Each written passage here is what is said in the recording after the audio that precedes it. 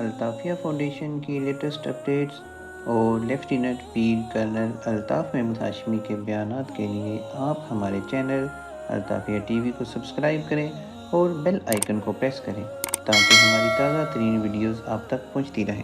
کل ہمارے ایک ذکر ہو رہا تھا جلالی تربیت کا، تو وہ ہمارے ایک بچے نے ڈیمانڈ کی کہ جلالی تربیت پہ کوئی آج کا بیان ہونا چاہیے، تو میں جلالی تربیت کے متعلق چند ایک باتیں آپ کے سامنے عرض کروں گا۔ ہر انسان وہ اللہ تعالیٰ کی طرف سے پیدا ہونے سے لے کر اور مرنے تک اللہ تعالیٰ کی طرف سے ایک خاص اپنی تربیت کے زیر تحت چل رہا ہوتا ہے، اور کوئی اس کا مکلف ہو یا نہ ہو، مسلمان بہرحال اس کا مکلف ہوتا ہے۔ سب سے پہلے جلالی تربیت سمجھیے۔ جلال ہم عام طور پہ غصے کو، یا یہ کوئی غصہ مطلب کوئی منفی چیز نہیں ہے، بندے کی تربیت، کچھ لوگ غصیلے ہوتے ہیں، کچھ بندے پیار سے بات کرنے والے ہوتے ہیں، کچھ لوگ غصے میں بھی اتنا ٹھنڈا بولتے ہیں، اتنا اچھا بولتے ہیں کہ بندے کا دل کرتا ہے کہ یار یہ اسی طرح غصے ہی ہوتے رہیں۔ تو یہ اسی طرح اللہ تعالیٰ کی جو تربیت ہے بندوں کے لیے، وہ بھی دو قسم کی ہے، ایک جلالی تربیت ہے، ایک جمالی تربیت ہے۔ جمالی تربیت میں جن کو ہم دنیا کی پریشانیاں اور مصیبتیں کہتے ہیں وہ کم ہوتی ہیں، اور جلالی تربیت میں جنہیں ہم اپنے طور پہ مصیبتیں کہتے ہیں وہ زیادہ ہوتی ہیں۔ اگر ہم انبیاء علیہ الصلوۃ والسلام کی تاریخ جو قرآن پاک میں اور حدیث مبارک میں بیان ہوئی ہے، اگر اس کا تذکرہ کریں تو ہمیں اندازہ ہوتا ہے کہ زیادہ تر انبیاء اپنی زندگی میں جلالی تربیت کے زیر اثر رہے ہیں، جمالی تربیت والے بہت کم ہیں۔ مثلا حضرت داؤد علیہ السلام، اللہ تعالیٰ نے انہیں یہودا کی اور بنی اسرائیل کی حکومت عطا فرمائی، اور بہت بڑی حکومت عطا فرمائی۔ پھر ان کے بیٹے حضرت سلیمان علیہ السلام، انہیں اتنی بڑی حکومت عطا فرمائی کہ جن، انسان، جانور، یہاں تک کہ ہوائیں، وہ بھی ان کے حکم کے تابع ہوتی تھیں۔ ان کا دربار لگتا تھا تو ان کے دربار میں 70 ہزار، اس زمانے میں، آج کی نہیں بات، اس زمانے میں اتنی مخلوق اللہ تعالیٰ کی وہ ان کے سامنے ہوتی تھی۔ ان کی جاسوسی کرنے کے لیے پرندے اور جانور ان کے لیے جاسوسی کر کے لایا کرتے تھے، جس طرح ہدہد کا ذکر ہے قرآن پاک میں، وہ ان کی جاسوسی کے لیے آتے تھے، انہیں بھیجتے تھے، اور اس نے یہاں کے ملکہ بلقیس کا بتایا کہ جی بلقیس فلانی جگہ پہ اور ابھی پہنچنے والی ہے آپ کے پاس۔ تو ان دو انبیاء علیہ الصلوۃ والسلام کا ذکر قرآن پاک میں ایسا ہے کہ بظاہر ان کے اوپر جلالی تربیت نہیں تھی، یہ سارے کے ساری جمالی تربیت تھی، لیکن اکثریت انبیاء علیہ الصلوۃ والسلام کی وہ جلالی تربیت کے زیر اثر رہی ہے۔ مثلا حضرت یوسف علیہ السلام پیدا ہوئے ہیں، چھوٹے سارے ہیں، کوئی بہت لمبی چوڑی عمر نہیں ہے، بھائیوں نے اٹھا کے کنویں میں گرا دیا، اپنی طرف سے اسے جان سے مار کے آ گئے، قتل کر کے آ گئے۔ اب ایک بندے کا ایک اندھے کنویں میں پڑے رہنا، اب یہ تھوڑی ساری تکلیف کا باعث تو نہیں ہے۔ پھر اس کنویں سے نکلے، جن لوگوں نے ان کو نکال کے جا کے بیچ دیا، غلام بن گئے، اب وہ غلامی کر رہے ہیں۔ یہ ساری کی ساری کیا ہے؟ جلالی تربیت ہے۔ وہاں سے نکلتے ہیں، ملکہ انہیں پسند کر لیتی ہے، اب اس کے اوپر چوری کا الزام لگتا ہے، چوری کا الزام لگا کے اس کو بند کر دیتے ہیں۔ اب اس میں یوسف علیہ السلام کو 7 سال کی قید کی سزا ہوئی، وہ بادشاہ کو بھول ہی گیا کہ ہمارے پاس ایک بندہ ہے جس کو قید میں ڈالا ہوا ہے اور اس کی قید ختم ہو گئی، یاد ہی کو نہیں. 7 سال کی بجائے 12 سال قید میں رہے اور جرم کوئی نہیں ہے. جرم کوئی نہیں ہے کہ ہم کہیں کہ ان کا کوئی جرم تھا. جرم تو کوئی نہیں تھا. 12 سال کے بعد جیل سے نکلے. اب یہ ساری کی ساری کیا ہے؟ جلالی تربیت ہے. ان کے ساتھ ان کے والد حضرت یعقوب علیہ الصلوۃ والسلام،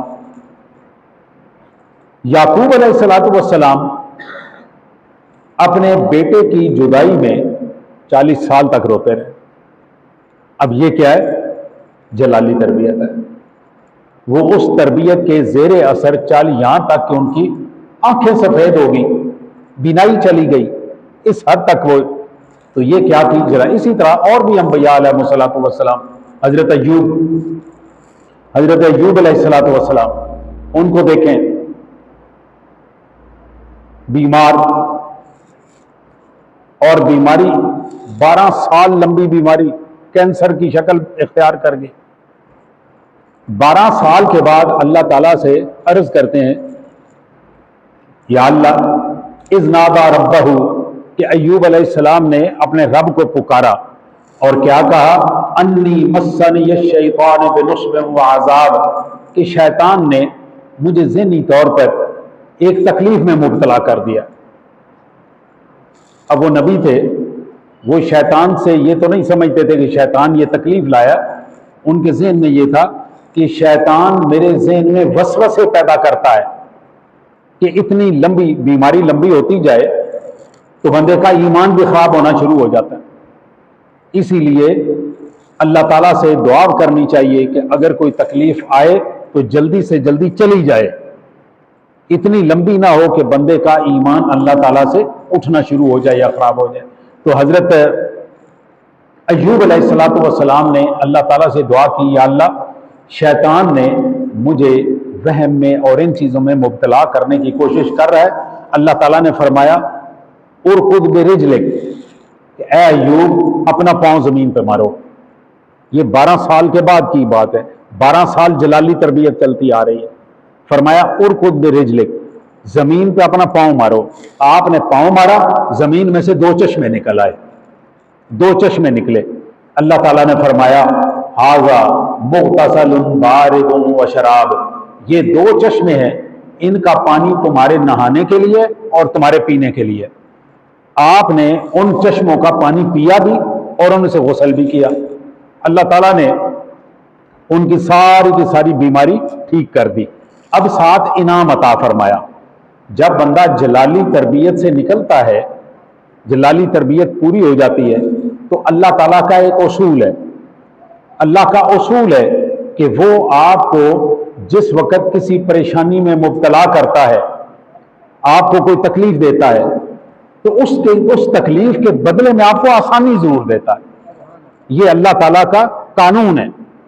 قرآن پاک میں سورہ الم نشرہ اللہ تعالیٰ ارشاد فرماتے ہیں فَإِنَّ مَعَ الْعُسْرِ يُسْرًا إِنَّ مَعَ الْعُسْرِ يُسْرًا، یہ اللہ تعالیٰ کا ارشاد ہے.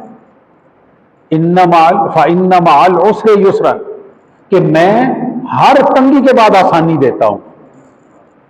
اور پھر یہ جملہ اسی جگہ پہ دہرایا، اِنَّ مَعَ الْعُسْرِ يُسْرًا، کہ میں ہر تنگی کے بعد آسانی دیتا ہوں. یہ قرآن پاک کی واحد آیت ہے جو ایک ہی جگہ پہ بغیر کسی وقفے کے 2 دفعہ آئی ہے. تو اللہ تعالیٰ کا یہ انعام ہے.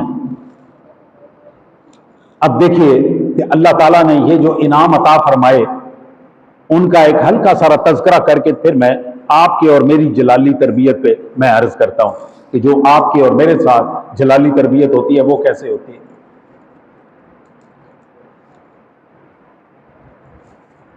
میں نے حضرت یوسف علیہ الصلوۃ والسلام کا تذکرہ کیا. اب یوسف علیہ الصلوۃ والسلام کو اتنے سالوں میں جب جلالی تربیت سے گزارا اور وہ اس میں کامیاب ہوئے، اس میں کامیابی کیا ہے یہ بھی میں عرض کر دوں. ٹائم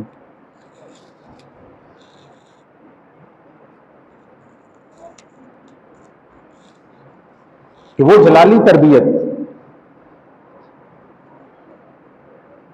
ذرا دھیان سے سنیے، یہ جتنی جلالی تربیت کی باتیں قرآن پاک میں ہم پڑھتے ہیں انبیاء علیہ الصلوۃ والسلام کی، ہم ان میں ایک چیز بڑی کامن دیکھتے ہیں.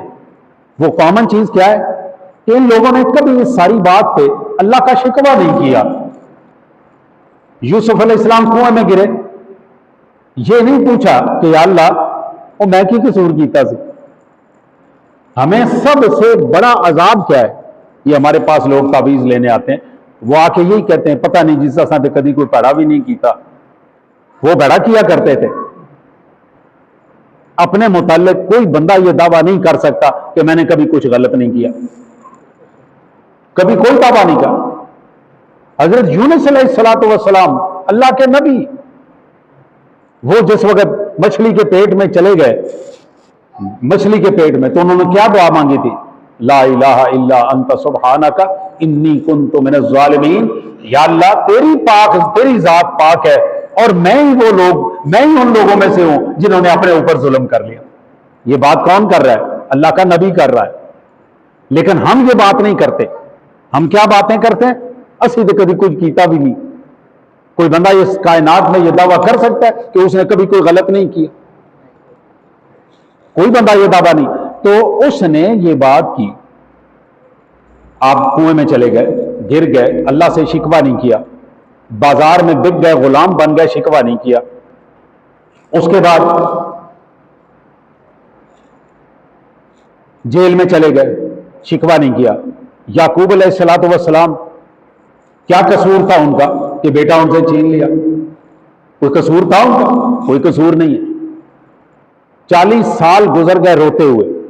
اب اسی طرح سے ایوب علیہ السلام کی میں نے آپ کو بات سنائی, کینسر ہو گیا, لوگ چھوڑ کے چلے گئے, ایک بیوی صرف ساتھ رہ گئی, باقی سب چھوڑ گئے, لیکن اللہ سے شکوہ نہیں کیا. شکوہ کیوں نہیں کر رہے؟ اس کائنات میں سب سے خوش قسمت ترین لوگ یہ کون ہیں؟ اللہ کے نبی. ان سے زیادہ کوئی خوش قسمت ہو سکتا ہے؟ نبوت جیسی نعمت اللہ تعالیٰ نے عطا فرمائی تو ان جیسا کوئی بھی خوش نصیب نہیں ہو سکتا. سرکار دو عالم صلی اللہ علیہ وآلہ وسلم, شان یہ ہے کہ سورج کو اشارہ کریں سورج واپس آ جائے, چاند کو اشارہ کریں چاند ٹوٹ جائے, آپ ہاتھ یوں کریں انگلیوں میں سے پانی کے چشمے جاری ہو جائیں, آپ اپنا تھوک مبارک سالن کی ہانڈی میں ڈالیں, وہ تھوڑے سارے 10 بندوں کا کھانا 1500 بندہ کھا جائے, ختم نہ ہو. اتنی بڑی شان. اور شیب ابی طالب میں 3 سال تک کھانے کو کچھ نہیں, پتے ابال کے کھا رہے ہیں, اور اس میں نمک بھی موجود نہیں ہے کہ جو پتے ابال رہے ہیں ان میں نمک ڈال سکیں. وہی شخص ہے. شکوہ کیوں نہیں کر رہے؟ یہ نہیں کہا یا اللہ میرا کی قصور ہے, میں نے تو کچھ نہیں کیا تھا, مجھے تو نے شیب ابی طالب میں گرا دیا. شکوہ اس لیے نہیں کر رہے یہ سارے کے سارے کہ یہ خوش قسمت ترین لوگ ہیں. اگر شکوہ کریں گے تو خوش نصیبوں سے نام نکل جائے گا. آپ اور میں کیوں خوش نصیب نہیں ہو رہے؟ اس لیے کہ ہم ہر بات پہ شکوہ کرتے ہیں. ہمارا شکوہ ہی ختم نہیں ہوتا. میرے ساتھ یہ کیوں ہو گیا, میرے ساتھ وہ کیوں ہو گیا. ابھی میں آپ کو بتاتا ہوں یہ ہو کیوں گیا. یاد رکھیے, خوش نصیبی یہ نہیں ہے کہ اللہ آپ کو بیٹے دے, خوش نصیبی یہ نہیں ہے اللہ آپ کو زمینیں دے, خوش نصیبی آپ کے پاس دولت کا ڈھیر لگ جائے, یہ خوش نصیبی نہیں ہے. خوش نصیبی کیا ہے؟ اپنے نصیب پہ خوش رہنے کا نام خوش نصیبی ہے, کہ اپنے نصیب پہ آپ خوش رہیں. اللہ تعالیٰ آپ کو اور مجھے اپنے نصیب پہ خوش رہنے کی توفیق عطا فرما دے تو ہم خوش نصیب ہیں.